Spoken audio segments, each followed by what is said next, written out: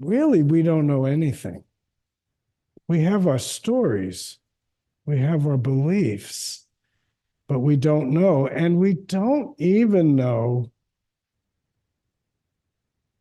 where we're going, we have ideas about what we expect. I was in conversation with somebody, and they were talking about, I think their words were being in flow. And you read about this and hear about this. You're getting into activity and losing self-consciousness, losing maybe the sense of self, and just doing it. And of course, when I say that, I can hear Zen Master Sungsan's just do it. So this person was, in a sense, calling this enlightenment. It's a lovely thing to be in flow and to lose self-consciousness. An athlete might train for 25 years to find the moment when the ball is hit their way, that they lose all self-consciousness, all thought, all idea about what to do, and they just do it. And it's kind of miraculous. But it's not enlightenment. It's in a way mechanistic. It's to do something. And I think the more I sat with the conversation that I had with this person, suddenly the word awe popped into my mind. And I thought, yeah, what's missing in this definition is a sense of wonder, a sense of beauty, a sense of mystery, a sense of not knowing. So we're not really trying to reduce our practice to some feeling. During the 8-day retreat, I kept reading over and over again to the group the Sandokai. And just a kind of a personal note, during the retreat, the 8-day retreat, let's see if this will make sense to you, because I'm really using my own shorthand language, but I felt plugged in and my energy was really running, and I felt connected, I felt alive, and I felt very present. And it was a powerful experience. But every time I read the poem, there was a line that says, merging with the absolute is not it. And each time I read that, it was like, oh, it was a little chink in the armor. And it was really important because that little chink opened things up.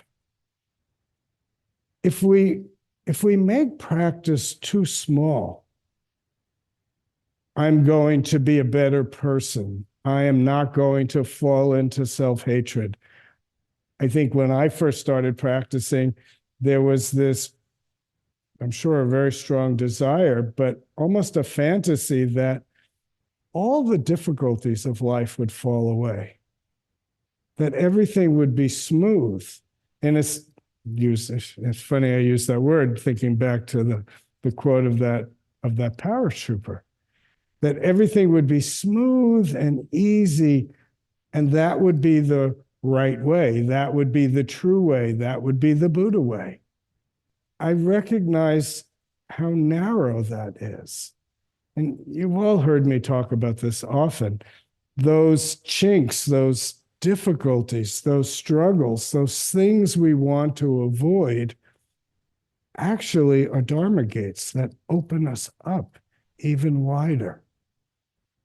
There was some way, I don't remember what part of Marjorie's talk, but that kind of mystery and wonder just was exploded out. And that's not always easy, and it's not always pleasant. But in the moment of that not knowing, then maybe our hearts can open. It's our practice isn't pointed to lead to some mechanistic ease or